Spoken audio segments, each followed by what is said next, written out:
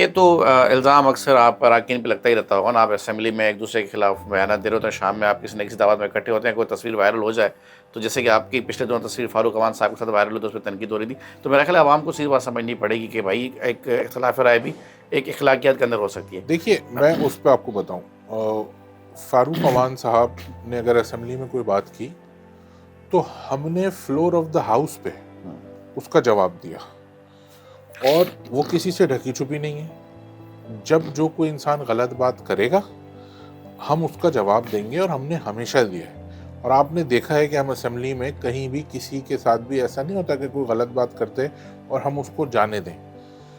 उससे पहले की वो तस्वीर है जो वायरल हुई, मुझे एक शादी में मिले।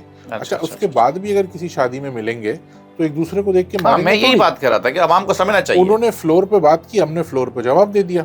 मैं एग्जैक्टली यही कहना चाह रहा था कि आवाम को समझना चाहिए कि मतलब वो आप शादियों में, जनाजों में अवामी लोग हैं। जैसे अब रात का धरना था, वहाँ पे आप भी थे, पीपल्स पार्टी भी थी, जमात इस्लामी भी थी, तमाम स्टेक होल्डर्स थे, समाजी कारकुनान भी थे। तो मेरा ख्याल है ये तो एक ऐसी बात है जो आवाम को समझनी चाहिए ना। कुछ इश्यूज को तो हमें ऐसा रखना चाहिए कि जिस पे सियासत करनी नहीं चाहिए। अब कल जो वो बच्चे वाला वाकया हुआ, अब हम चाहें तो उस पर हुकूमत के ऊपर जाके वो क्रिटिसिज्म करें, लेकिन नहीं यार, मैच्योर पॉलिटिक्स करनी है ना। हमारी तो एक डिमांड है कि भाई उसको पकड़ो, उसको बेनकाब करो और उनको सजा दिलवाओ।